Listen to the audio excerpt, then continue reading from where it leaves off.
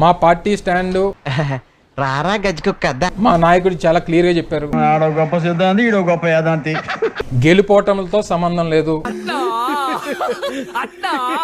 పోటీ అనే యుద్ధం జరగాల్సిందే. ఇంత లేదు యుద్ధాలంట, ఇది పెద్ద జోదాక్బర్. మరి యుద్ధం జరగాల్సిందే అనేటువంటిది వైఎస్ఆర్ కాంగ్రెస్ పార్టీ స్టాండ్. అది నీ బొందరా నీ బొంద. అవతలోడు 3 కలిసి వస్తారా, 30 మంది కలిసి వస్తారా, 300 మంది కలిసి వస్తారా అనేటువంటిది మాకు సంబంధం లేదు. అన్నా ఇది మరి ఓవర్ యాక్టింగ్ చేస్తున్నాడు.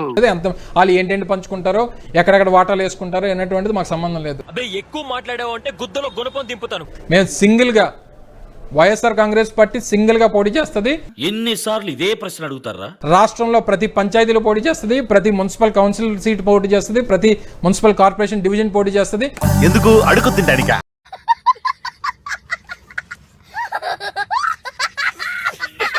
పంచాయతీలో ప్రతి వార్డు మెంబర్ పోటీ చేస్తుంది. అది మా కెపాసిటీ.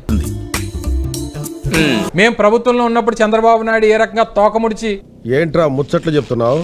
నీ నాలిక పీకి నర్వ్ ఇంజెక్షన్ చేయాలరా, నీకు బాగా బలిసింది. మేము ఎన్నికల్లో పోటీ చేయమని చెప్పి ప్రజాస్వామ్య వ్యవస్థకి గౌరవం ఇవ్వకుండా తోకముడిచి పారిపోయాడో అటువంటి వ్యక్తిత్వం మా నాయకుడిది కాదు.